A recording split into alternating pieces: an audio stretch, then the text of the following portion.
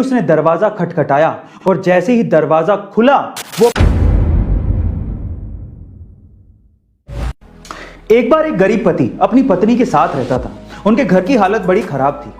एक दिन उसकी पत्नी ने, जिसके बाल बहुत ज्यादा लंबे थे, अपने पति से रिक्वेस्ट की कि मेरे बाल बड़े लंबे हैं लेकिन आजकल बड़े उलझे उलझे से रहते हैं क्योंकि मेरा पुराना कंघा टूट गया है, इस वजह से मैं अपने बालों को संवार नहीं पा रही हूँ। क्या मुझे नया कंघा दिला देंगे?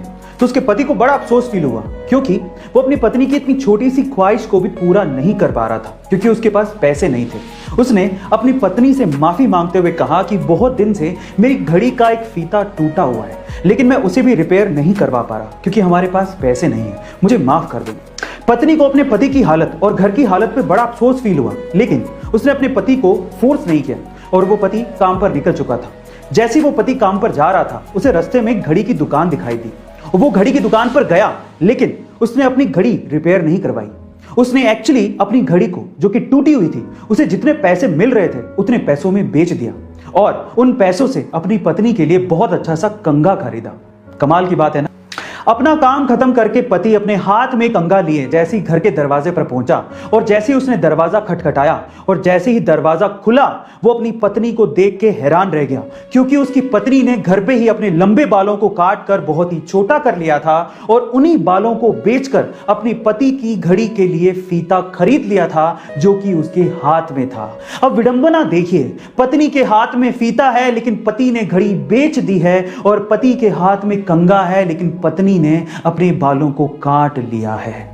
दोनों उस वक्त बहुत बुरी तरह से रोने लगे। वो इसलिए नहीं रो रहे थे कि उन्होंने कुछ ऐसी चीज खरीद ली थी जो कि अब उनके किसी काम की नहीं थी, बल्कि वो इसलिए रो रहे थे क्योंकि वो एक दूसरे से इतना प्यार करते थे। वो उस वक्त उन्हें समझ में आ रहा था। गाइस, शादियां ऐसे ही नहीं निभती। आजकल लोग जितनी जल्दी शादियां करते हैं उससे जल्दी तो तलाक की नौबत आ जाती है। मानो शादी 7 जन्मों का साथ नहीं 7 दिनों की रिवायत हो। शादियां एक दूसरे को प्यार करके, एक दूसरे को समझ के निभती हैं। अब इस कहानी से सीखने लायक बात क्या है जानते हैं? मैं आपको बताता हूं। किसी को प्यार करना कोई बड़ी बात नहीं है क्योंकि एक तरफा प्यार बहुत लोग करते हैं, पर किसी से प्यार पाना यह एक बड़ी बात है क्योंकि फैन हर किसी के नहीं होते। लेकिन आप जानते हैं कि सबसे बड़ी बात क्या है?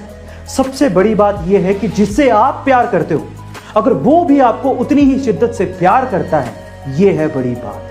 अगर आपके पास ऐसा जीवन साथी है तो आप बहुत लकी हो, बहुत लकी। इसीलिए अगर आप अपनी शादी को 7 जन्मों के लिए ना सही पर 1 जन्म के लिए भी ढंग से निभाना चाहते हैं तो एक दूसरे को समझना बेहद जरूरी है। एक दूसरे की भावनाओं को समझें, एक दूसरे को प्यार करें, रिस्पेक्ट दें।